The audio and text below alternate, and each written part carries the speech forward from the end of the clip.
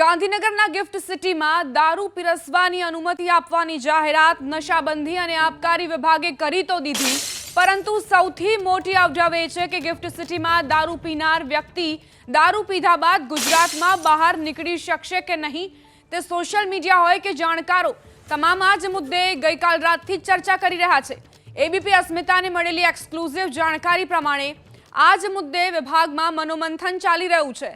વિગતવાર પરિપત્ર બહાર પાડતા અગાઉ સૌથી મોટો પેચીદો પ્રશ્ન પણ આ જ બની રહ્યો છે। જે જાહેરાત કરાઈ તે ગિફ્ટ સિટીમાં FL3 લાયસન્સ અંતર્ગત પરવાનો મેળવનાર હોટેલ, રેસ્ટોરન્ટ અને ક્લબમાં દારૂ ખુલ્લો પીરસી શકાશે। એબીપી અસ્મિતાને એ પણ જાણકારી મળી છે કે FL3 લાયસન્સ મુંબઈની જેમ અપાશે અને એટલે જ વિભાગના અધિકારીઓએ મુંબઈમાં દારૂ પીરસવાની પદ્ધતિ અને નિયમોનો અભ્યાસ પણ કર્યો છે। રાજ્યમાં હાલ FL1 અને FL2 મુજબ પરવાના અપાયા છે। એબીપી અસ્મિતાને હાથ લાગ્યો છે નશાબંધી વિભાગનો એ નિયમ, જેના અંતર્ગત આખો પેચ ફસાયો છે। તો ગિફ્ટ સિટીમાં દારૂ પીવાની જે પરમિશન આપવામાં આવી છે તેને લઈને અવઢવ એ છે કે શું દારૂ પીનાર જે વ્યક્તિ છે તે રાજ્યમાં બહાર ફરી શકશે। એબીપી અસ્મિતાને એ પણ જાણકારી મળી છે કે FL3 લાયસન્સ મુંબઈની જેમ જ અપાશે, એટલે જ વિભાગના અધિકારીઓએ મુંબઈમાં દારૂ પીરસવાની પદ્ધતિ અને નિયમોનો પણ અભ્યાસ કર્યો છે। રાજ્યમાં હાલ FL1 અને FL2 મુજબ પરવાના આપવામાં આવે છે। એબીપી અસ્મિતાને આ નશાબંધી વિભાગનો એ નિયમ હાથ લાગ્યો છે, જેના અંતર્ગત આખો પેચ ફસાયો છે।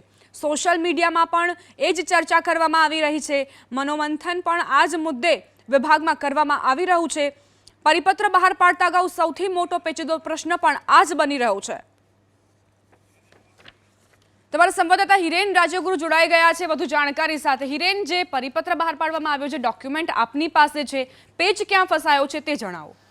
બિલકુલ દીપા, પેચ અહીંયા જ ફસાયો છે। આ જે પરિપત્ર જુઓ, આ પરિપત્ર એબીપી અસ્મિતાની સ્ક્રીન ઉપર જે સ્પષ્ટપણે દેખાડવામાં આવે છે, આ જે પરિપત્ર છે કે જેને લઈને હાલ આ પેચ ફસાયો છે। ગિફ્ટ સિટીની અંદર દારૂ પીરસવાની પરવાનગી તો આપી દીધી છે, પરંતુ તેને લઈ અને નિયમ ઘડવાના છે। આ નિયમ ઘડતા પહેલાં જ્યાં પેચ ફસાયો છે એ પેચ ફસાવાનું કારણ જ આ ડોક્યુમેન્ટ છે। આ ડોક્યુમેન્ટ એટલે નશાબંધી અને આબકારી વિભાગના જે નિયમો છે એ નિયમોનો નિયમ 24(1) ખ આ નિયમ છે। આ નિયમ સ્પષ્ટપણે કરે છે કે જ્યાં દારૂબંધી નથી તેવા વિસ્તારમાંથી નશો કરી નશાની અસર હેઠળ ગુજરાતની અંદર પ્રવેશ કરી શકાશે નહીં। આ સ્પષ્ટપણે લખવામાં આવ્યું છે। આ જે નિયમ છે નશાબંધી અને આબકારી ખાતાનો નિયમ 24(1) ખ જે સ્પષ્ટપણે કહે છે કે નશો કરીને જ્યાં સુધી નશાની અસર વ્યક્તિની અંદર હોય ત્યાં સુધી તે ગુજરાતની અંદર પ્રવેશ કરી શકશે નહીં। ત્યારબાદ જે નીચે વ્યાખ્યાયિત કરવામાં આવ્યું છે કે નશો એટલે શું, નશાની અસર એટલે શું, તો તેની અંદર વ્યાખ્યાયિત કરવામાં આવ્યું છે, તેમાં પણ દારૂ શબ્દનો ઉલ્લેખ કરવામાં આવ્યો છે। હવે જે પેચ ફસાયો છે એ ફસાયો છે કે ગિફ્ટ સિટીની અંદર દારૂ પીરસવાની છૂટ તો નશાબંધી અને આબકારી વિભાગના નિયામક દ્વારા આપી દેવામાં આવી છે, પરંતુ ત્યારબાદ જે વ્યક્તિ ત્યાંથી નશો કરશે અને નશો કર્યા બાદ બહાર આવી શકશે કે કેમ, અને જો બહાર આવી શકશે તો તેને પોલીસ પકડશે કે કેમ, કારણ કે જે નોટિફિકેશન હવે બહાર પડશે, જે જાહેરાત અત્યારે ગઈકાલે કરવામાં આવી છે એ માત્ર ને માત્ર ગિફ્ટ સિટીની ટેરેટરી પૂરતી કરવામાં આવી છે, પરંતુ ત્યાં દારૂ પીધો હોય તો એ વ્યક્તિ બહાર નીકળશે તો એ સ્વાભાવિક રીતે દારૂની અસર હેઠળ જ હશે। હવે દારૂની અસર હેઠળ તો ગુજરાતની અંદર તમે પ્રવેશ નહીં કરી શકો, ગુજરાતની અંદર એટલે કે ગિફ્ટ સિટીના દરવાજાની બહાર તમે નીકળી નહીં શકો।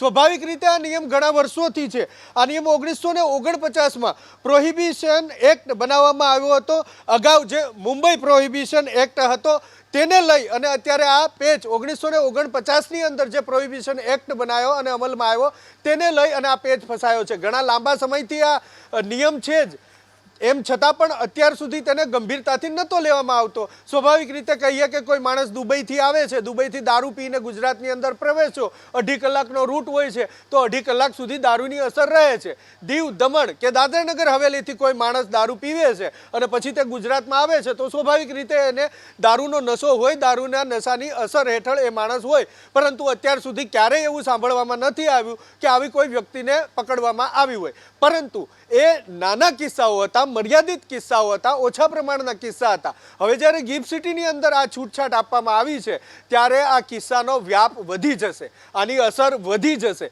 એટલા માટે થઈ અને એક કાચો ડ્રાફ્ટ પણ તૈયાર કરવામાં આવ્યો છે, જેનો અભ્યાસ મુંબઈના બાર અને આવી જે જગ્યાએ કે જ્યાં આ પ્રકારેની છૂટ આપવામાં આવી છે તેને નશાબંધી અને આબકારી વિભાગની એક ટીમ દ્વારા તેનો અભ્યાસ કરવામાં આવ્યો, કાચો ડ્રાફ્ટ તૈયાર કરવામાં આવ્યો છે અને એ કાચા ડ્રાફ્ટ માટે થઈ અને અત્યારે વિભાગના અનેક અલગ લોકો, આ ઉપરાંત કેટલાક ડોક્ટર્સ, અન્ય લોકોની પણ તેમાં અભિપ્રાય લેવામાં આવી રહ્યો છે. એ જ્યારે ડ્રાફ્ટ પાકો થઈ જશે એટલે કે નોટિફિકેશન એનું બહાર પડશે ત્યારે ચોક્કસથી તેમાં નિયમો હશે જ, કઈ રીતે ક્યાં દારૂ, કેટલી જથ્થો, કેટલી ક્વોન્ટિટી, આ બધું જ હશે. પરંતુ હાલ જે પેચ ફસાયો છે તેનું કારણ નશાબંધી અને આબકારી એક્ટ, એની જે કલમ 24(1) છે એને લઈને ફસાયો છે. દીપા, હિરેન, FL1 અને FL2 અંતર્ગત જે લાયસન્સ આપવામાં આવી રહ્યા હતા તેમાં શું નિયમો હતા? એ પરવાના જે આપવામાં આવી રહ્યા હતા તેમાં શું આખરે પ્રોવિઝન્સ હતા એ પણ જણાવજો.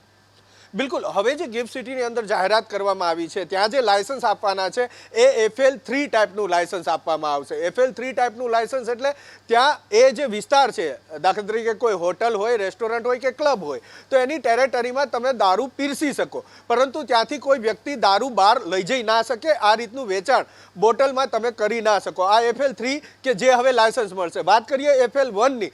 FL1 એવા પ્રકારનું લાયસન્સ છે. ગુજરાતની જ વાત કરીએ, ગુજરાતમાં દારૂબંધી વર્ષોથી છે. આમ છતાં ગુજરાતમાં કેટલાય લોકોને હેલ્થ પરમિટ આપવામાં આવી છે, કેટલાય લોકો વિદેશથી આવતા હોય, NRI છે, આ ઉપરાંત અન્ય રાજ્યમાંથી જે લોકો આવે છે તેમને ટેમ્પરરી પરમિટ અપાતી હતી, અત્યાર સુધી અપાઈ રહી છે. તો આવા લોકોને દારૂ ઉપલબ્ધ કરાવવા માટે FL1 એટલે કે જે ડિસ્ટ્રીબ્યુટરને લાયસન્સ જોવે, કે જે હોટલની અંદર દારૂ પ્રોવાઈડ કરે છે, એવા ડિસ્ટ્રીબ્યુટર માટે FL1 લાયસન્સ હોય. હવે FL2ની વાત કરીએ તો FL2 એટલે કે ગુજરાતની કેટલી એવી વાઇન શોપ છે, હોટલને લાયસન્સ છે કે ત્યાં બેસી અને તે દારૂ પીરસી શકે, અથવા તો ત્યાંથી જે હેલ્થ પરમિટનો કોટા છે અથવા તો અન્ય રાજ્ય કે વિદેશમાંથી આવનાર વ્યક્તિને ટેમ્પરરી કોટા જે આપવામાં આવ્યો છે, 1 બોટલ, 2 બોટલ કે પછી બિયરની 12 બોટલ કે 30 બોટલ, એનો જે કોટા આપવામાં આવ્યો છે એનું વેચાણ કરવા માટે થઈ અને જે લાયસન્સ પ્રોવાઈડ કરવામાં આવે છે એને FL2 ટાઈપનું લાયસન્સ કહેવામાં આવે છે. અને હવે ગુજરાતમાં પહેલી વખત આ પ્રમાણેનું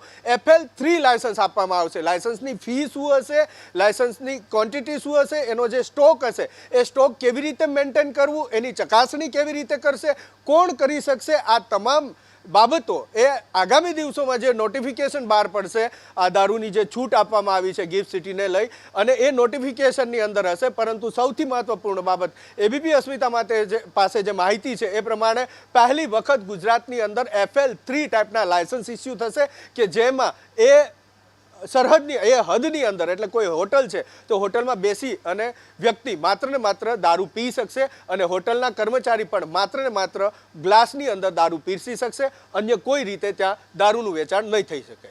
હિરેન, આપ જોડાયેલા રહેજો અમારી સાથે, આગળ પણ અપડેટ્સ લેતા રહીશું આપની પાસેથી.